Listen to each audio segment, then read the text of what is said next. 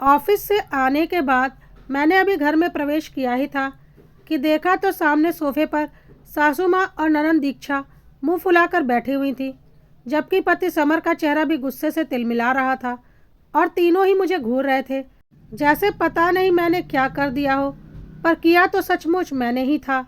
मुझे मन ही मन समझ में आ गया कि आखिर आग लगी गई, जो कि मैं सचमुच लगाना चाहती थी, लेकिन इतनी जल्दी आग लगेगी इसका अंदाज़ा मुझे नहीं था। अभी 1 घंटे पहले ही तो मैंने अपना काम किया था और उसका असर इतनी तेज़ी से हुआ, मुझे तो यकीन नहीं हो रहा था। खैर, मैं अपनी तरफ से कोई बात शुरू नहीं करना चाहती थी। मैं तो चाहती थी कि शुरुआत ये लोग खुद करें, इसलिए बिना कुछ कहे अभी मैं कमरे में जा ही रही थी कि सासू माँ ने मुझे रोक दिया। कहाँ जा रही हो? पहले हमें जवाब देकर जाओ। मैंने अपने कदम वहीं पर रोक दिए और उनकी तरफ पलट कर देखा और फिर अनजान बनते हुए कहा, क्या हुआ मम्मी जी? कोई बात हो गई है क्या? आज आप बड़ी गुस्से में लग रही हो। मेरी बात सुनकर सासू माँ और भी ज़्यादा चिढ़ गईं और फिर गुस्से में बोली, आहा, देखो तो इसे कैसे अनजान बन रही है, जैसे कुछ हुआ ही ना हो। सारी दुनिया में हमारी बुराई करती फिर रही है और कह रही है कि आखिर हुआ क्या। सारी दुनिया भर में ढिंढोरा पीटते फिर रही है कि हम इसकी कमाई खाते हैं, हमारा घर का खर्च ही इसके पैसों से चलता है। सारी दुनिया में हमारी जगहसाई करती फिर रही है। उनकी बात सुनकर मैंने हैरान होते हुए कहा, पर मम्मी जी, मैंने तो किसी से कुछ भी नहीं कहा। भला आपको किसने क्या कह दिया? अच्छा भाभी, आपने अभी 1 घंटे पहले बुआ जी से फ़ोन करके नहीं कहा कि इस घर की ईएमआई आपकी सैलरी से जाती है? यहाँ तक कि कई बार मम्मी की दवाइयाँ भी आपके पैसों से आती हैं। घर के खर्च में आप भी अपनी सैलरी का हिस्सा देती हो। ननंद दीक्षा ने तमतमाते हुए कहा। इससे पहले कि मैं ननंद को जवाब देती, तभी मेरे पति समर ने बीच में ही तमक कर बोला, अरे मैं भी कमाता हूँ, इस घर में बराबर के पैसे खर्च करता हूँ, लेकिन एहसान नहीं जताता हूँ कि मैंने इतना कुछ किया है। सच ही कहा है किसी ने, एक आदमी अपनी पूरी कमाई घर में लगा दे तो ये उसकी जिम्मेदारी है, वो इसका ढिंढोरा भी ना पीटे। लेकिन अगर एक बहू के थोड़े से पैसे भी खर्च हो जाएं तो वह एहसान हो जाता है और फिर वो सबको बताती फिरती है। समर की बात सुनकर मैंने कहा, पर मैंने तो बुआ जी से सिर्फ इतना ही कहा था कि मेरी सैलरी का कुछ हिस्सा मैं घर खर्च में लगाती हूँ, तो इसमें गलत क्या है? अब करती हूँ तो करती हूँ, झूठ तो कुछ नहीं बोला मैंने। और वैसे भी फ़ोन मैंने नहीं किया था, बुआ जी ने ही हालचाल पूछने के लिए फ़ोन किया था, तो बातों ही बातों में ये बात बोली थी मैंने इतने आराम से कहा कि सामने वाला इंसान और ज़्यादा गुस्सा हो जाए। अच्छा, ये गलत नहीं है। ये महारानी सबसे कहती फिर रही है कि ये हमारे खर्चे उठाती है, जैसे इसके आने के पहले हमारे घर में खर्चे होते ही नहीं थे, और ऊपर से अब बोली बन रही है। घर सबका है, सब मिलकर अपना अपना योगदान देते हैं घर के खर्चों को पूरा करने में, तो एहसान जताने की ज़रूरत क्या है? सासू माँ हाथ नचाते हुए बोली। अच्छा मम्मी जी, आपको मेरा कहना बुरा लग रहा है तो फिर एक बात बताइए, जब मैं कमाने जाती हूँ तो घर का सारा काम करके जाती हूँ, उससे मुझे कोई समस्या नहीं है। लेकिन जब कोई काम रह जाता है और वो घर के छोटे मोटे काम आप लोग कर देते हो, तो फिर आप लोग मुझ पर एहसान क्यों जताते हो और फिर सबको कहते फिरते हो कि ये काम तो हमने किया, वो काम तो हमने किया, बहू तो काम छोड़कर चली गई। जब घर सबका है तो काम की जिम्मेदारी भी तो सबकी है, फिर मुझ पर ऐसा एहसान क्यों? क्या ये गलत नहीं है? मेरा ऐसा कहते ही तीनों एक दूसरे की शक्ल देखने लगे, पर मैंने बोलना जारी रखा। क्या कह रहे थे आप? एक आदमी अपनी कमाई पूरे घर में लगा देता है लेकिन उसका ढिंढोरा नहीं पीटता, लेकिन अगर पत्नी के काम में थोड़ी सी मदद कर देता है तो उसका ढिंढोरा हर तरफ पीट देता है। तो फिर उसे तो बुरा मानना ही नहीं चाहिए जब पत्नी ये कहती है कि मैं भी कमाकर घर का खर्च उठाती हूँ। मैंने तो एक बार कहा, उसमें आप लोग चिढ़ गए। सोचो, आप लोग तो अक्सर मेरे बारे में इस तरह की बातें करते हो, मुझे कैसा लगता होगा। अब तीनों बिल्कुल चुप थे। उन लोगों को ऐसे ही छोड़कर मैं अपने कमरे में आ गई। अक्सर यही होता था मेरे साथ।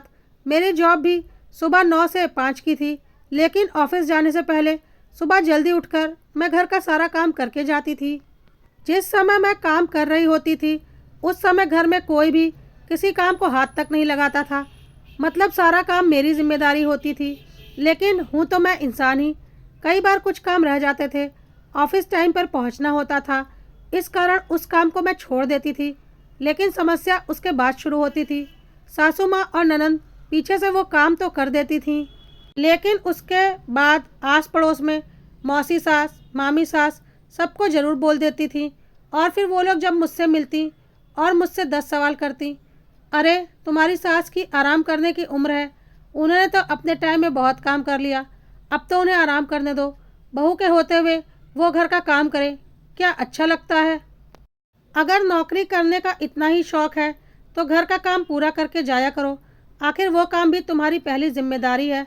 सुनकर बुरा तो लगता है, लेकिन क्या कहती, ये लोग तो बेचारे बन जाते थे और मैं अत्याचारी। जब इस बारे में समर से बात करती तो समर उल्टा मुझे ही डांट देते। इतना ही बुरा लगता है तो घर के काम करके जाया करो, क्यों काम छोड़कर जाती हो? सासू माँ से कहती तो वो और चिढ़ जाती, अब तुम काम छोड़ कर जाती हो तो मुझे तो करना ही पड़ता है, जो सच है वही तो कह रही हूँ। अगर लोगों के सामने इतनी शर्मिंदगी लगती है तो सुबह जल्दी उठकर काम कर लिया करो। अब कैसे समझाऊँ, सुबह 5 बजे तो उठती हूँ, और कितना जल्दी उठूँ?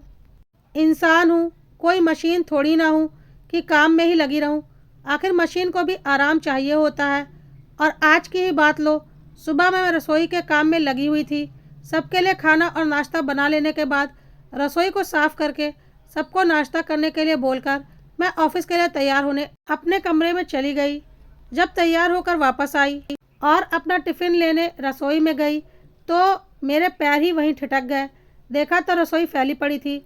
मुझे ऐसे खड़ी देखकर सासू माँ ने कहा, हमें पोहे नहीं खाने, आज मेरी और दीक्षा की उपमा खाने की इच्छा हो रही है, तो सोचा अच्छे से सब्जियां डालकर उपमा ही बना लूं। अरे उपमा ही बनाना था तो शौक से बनाती, पर पहले पोहे क्यों बनवाए? अब बनवाए जो बनवाए, लेकिन कम से कम रसोई तो साफ कर देती। मैंने मन ही मन सोचा, पर मेरा टाइम हो चुका था तो रसोई को ऐसे ही छोड़कर मैं अपना टिफ़िन लेकर ऑफिस के लिए रवाना हो गई। मुझे पता था कि इस बारे में भी बातें ज़रूर होंगी, और मेरा अंदाज़ा बिल्कुल सही निकला जब कुछ देर पहले बुआ सास का फ़ोन आया। मेरे फ़ोन उठाते ही उन्होंने कहा, अरे बहू, कैसी हो तुम? तुम्हारी तबीयत तो ठीक है? हाँ बुआ जी, मेरी तबीयत तो बिल्कुल ठीक है। आप ऐसा क्यों पूछ रही हैं? मैंने उल्टा उनसे ही सवाल किया। वो दरअसल मैंने आज फ़ोन लगाया था, तब भाभी कह रही थी कि तुम आज भी अपना काम छोड़कर आ गई थी और तुम्हारी मम्मी जी अकेले काम कर रही थी, तो मुझे लगा कि तुम्हारी तबीयत तो ख़राब नहीं, इसलिए तुम्हारे हाल चाल पूछने के लिए फ़ोन लगाया था। सुनकर मुझे बुरा लगा, सोचा कि क्या जवाब दूँ, पर यह तो हमेशा का ही था। तभी बुआ जी ने कहा, देखो बहू, तुम कमा रही हो, अच्छा है, पैसे सेव कर रही हो, अच्छी बात है, लेकिन कम से कम उनकी उम्र का भी तो ख्याल रखो। आखिर लोग बहू लाते किस लिए हैं कि बुढ़ापे में उनका सहारा हो जाए। सचमुच ऐसा लगा कि वाकई में मैं बहुत ही बड़ी अत्याचारी हूँ। सारा काम करने के बावजूद अगर सिर्फ रसोई साफ नहीं की तो उसे साफ करके वो बेचारी बन गई। पता नहीं आज मुझे क्या हुआ, हर बार परिवार की इज्जत का सोचकर चुप रह जाती थी, लेकिन ये लोग तो मेरे सिर पर ही चढ़कर नाचने लगे। मैंने बुआ जी से कहा, बुआ जी, कहाँ पैसे सेव कर पाती हूँ मैं, आप तो घर की हो, आपको तो पता ही है कि विराट की इनकम से घर खर्च, दीक्षा की पढ़ाई, कोचिंग का खर्चा, कार की ईएमआई चली जाती है, बचता ही क्या है उनके पास। फिर मकान लोन लेकर हम लोगों ने बनाया था, तो उसकी किस्त के सारे पैसे मैं ही तो देती हूँ। फिर मम्मी जी की दवाइयों के खर्चे भी मुझे ही करने पड़ते हैं। दीक्षा की शादी के लिए अलग से आरडी भी करवा रखी है, तो हर महीने उसके पैसे भी कटते हैं। सेविंग तो नाम मात्र की ही होती है। इसके आगे तो बुआ जी ने कुछ नहीं कहा, बस हाल चाल पूछ कर फ़ोन रख दिया।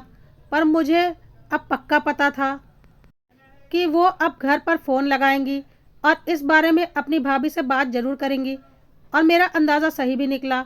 और उसके बाद ये सारा हंगामा हुआ। फिर उसके बाद भी सब लोग मुंह फुला कर ही रहे। 3-4 दिन तक किसी ने मुझसे बात भी नहीं की।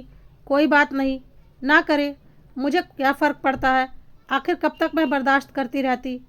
जब उन लोगों ने देखा कि ये तो अब माफ़ी नहीं मांग रही, तो फिर अपने आप ही सब लोग नॉर्मल हो गए। पर उसके बाद अब कोई मुझे काम का एहसान नहीं जताता।